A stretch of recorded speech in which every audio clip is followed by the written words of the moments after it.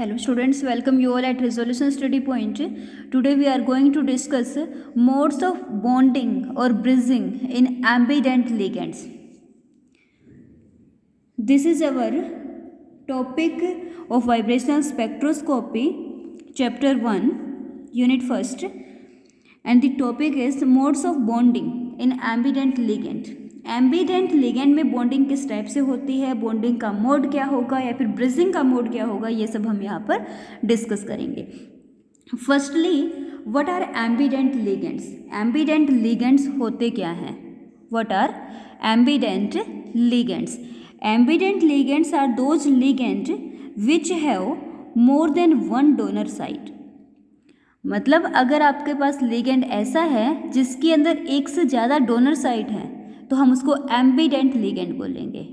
Donor site क्या है? एक से ज़्यादा, तब हम उसको क्या बोलेंगे? एम्बीडेंट लिगेंड. जैसे कि नाइट्रो है.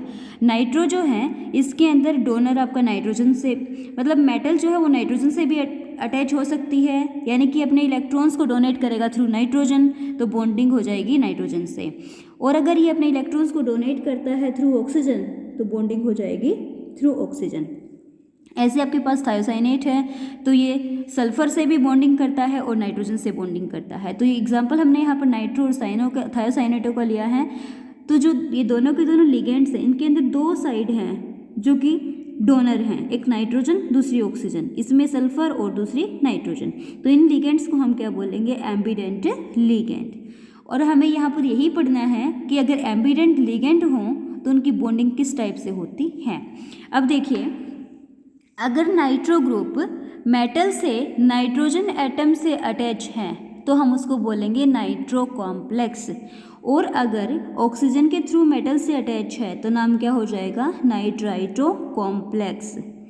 सिमिलर वे में ब्रिजिंग भी हम यहाँ पर दिखा सकते हैं. यहाँ पर बाइडेंडेट हो गया है.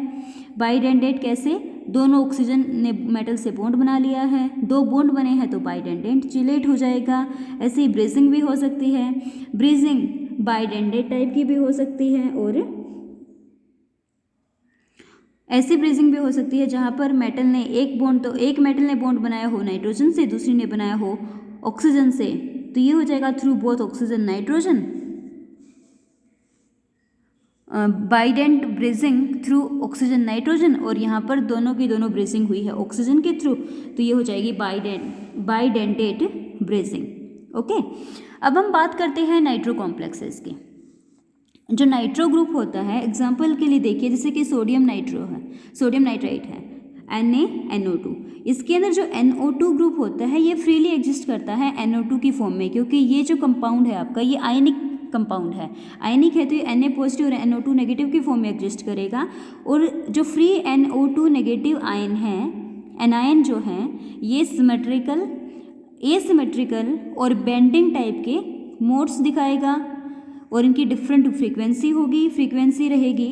अगर हम सिमेट्रिकल स्ट्रेचिंग की बात करते हैं NO2 फ्री आयन की, तो सिमेट्रिकल स्ट्रेचिंग होगी 1335 सेंटीमीटर इनवर्स.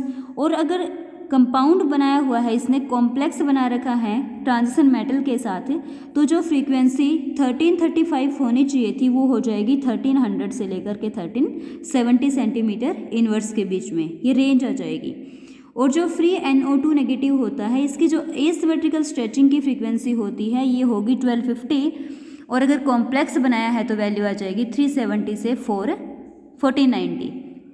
सिमिलर वे में जो बेंडिंग होगी, बेंडिंग का जो मोड होगा उसकी फ्रीक्वेंसी 830 रहेगी. जनरली बेंडिंग जो है वो लेसर फ्रीक्वेंसी पे होती है स्ट्रेचिंग के कंपैरिजन में.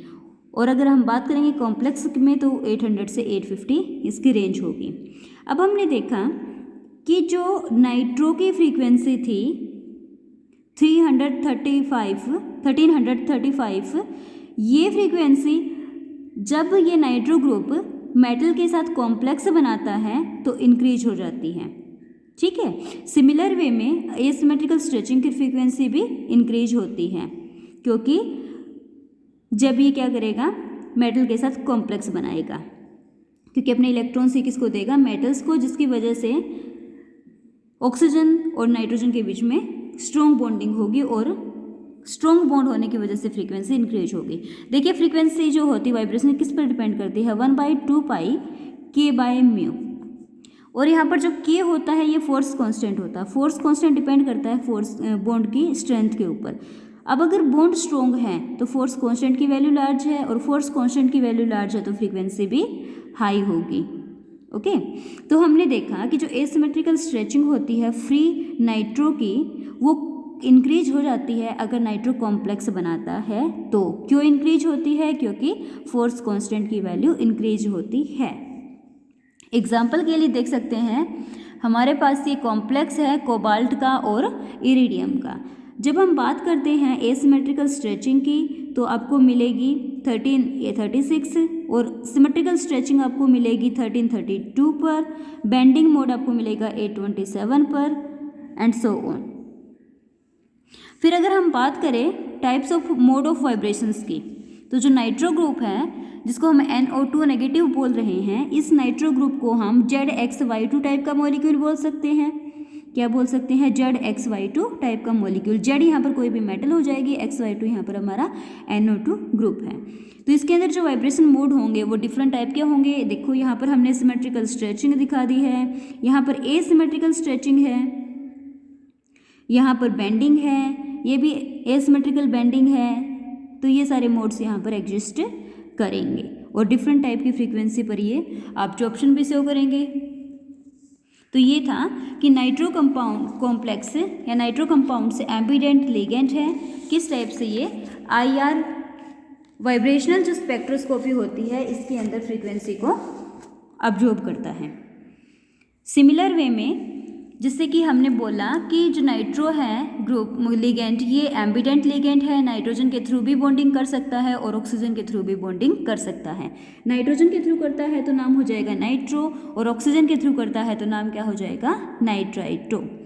सिमिलर वे में जैसे नाइट्रो के अंदर स्ट्रेचिंग बेंडिंग और एग्जिस्ट करती है, बिल्कुल सेम वे में नाइट्राइट्रो में भी स्ट्रेचिंग बेंडिंग एग्जिस्ट करेगी। जो अगर हम बात करें फ्रीक्वेंसी की, तो फ्रीक्वेंसी होगी 1485 से लेकर के 1400 सेंटीमीटर इनवर्स, और एसिमेट्रिकल स्ट्रेचिंग की बात करेंगे तो एसिमेट्रिकल क्या हो जाएगा? 1100 से 1050 सेंटीमीटर इनवर्स। अब जो नाइट्राइट्रो कॉम्प्लेक्स होता है जनरली ये बेंडिंग शो नहीं करता है, वेजिंग टाइप का मोड शो नहीं करेगा। एग्जाम्पल देखिए, ये सब नाइट्राइट्रो कॉम्प्लेक्स के एग्जाम्पल हैं, सबके अंदर हमने फ्रीक्वेंसी देखी है जहाँ पर बॉन्डिंग होगी ऑक्सीजन के थ्रू, और N डबल बॉन्ड O की स्ट्रेचिंग फ्रीक्वेंसी होगी 1468, 1460, 1461 या फिर 1445 भी यहाँ पर एग्जिस्ट करेगी। ओके, तो ये फ्रीक्वेंसी थोड़ी बहुत ऊपर नीचे हो सकती है क्योंकि डिफरेंट बुक्स में डाटा डिफरेंट होता है। अब हम बात करते हैं ब्रेजिंग नाइट्राइट्रो कॉम्प्लेक्स की। जो नाइट्राइट्रो कॉम्प्लेक्स होता है ये ब्रेजिंग भी कर सकता है। अगर ये दो मेटल्स को कनेक्ट करेगा तो हम बोलेंगे कि नाइट्राइट्रो कॉम्प्लेक्स ने ब्रेजिंग की है। If the nitrito group is chelating then frequency N double bond O की frequency and N single bond O की फ्रीक्वेंसी पर क्या चेंज आएगा? अब देखिए, अगर नाइट्रो ग्रुप ने क्या किया है, चिलेट रिंग बना ली है, ब्रीजिंग कर दिया है, तो उस कंडीशन में जो N डबल बॉन्ड O की स्ट्रेचिंग फ्रीक्वेंसी होगी वो तो लोअर हो जाएगी, और जो N सिंगल बॉन्ड O की फ्रीक्वेंसी होगी वो क्या हो जाएगी? हायर। ठीक है, क्यों ये लोअर क्यों हो जाएगी? क्योंकि इसका डबल बॉन्ड करेक्टर कम हो जाएगा और इसका सिंगल बॉन्ड करेक्टर से ये पार्शियल डबल बॉन्ड करेक्टर में चला जाएगा। एग्जाम्पल के लिए देखिए, एग्जाम्पल के लिए हमारे पास एक कॉम्प्लेक्स है जहाँ पर नाइट्राइट्रो कॉम्प्लेक्स ने क्या किया है, ब्रीजिंग की है। तो यहाँ पर अगर हम बात करें फ्रीक्वेंसी की, तो फ्रीक्वेंसी आपको मिलेगी 1200 सेंटीमीटर इनवर्स के ऊपर, और एक बैंड आपको मिलेगा 15-16 सेंटीमीटर इनवर्स के ऊपर। सेकेंड वाला जो कॉम्प्लेक्स है यहाँ पर आपको फ्रीक्वेंसी मिलेगी 1492 और 1180 सेंटीमीटर इनवर्स के ऊपर। तो ये टॉपिक था हमारा कि एम्बिडेंट लिगेंड्स में बॉन्डिंग का मोड क्या होगा या फिर ब्रीजिंग किस टाइप से होती है।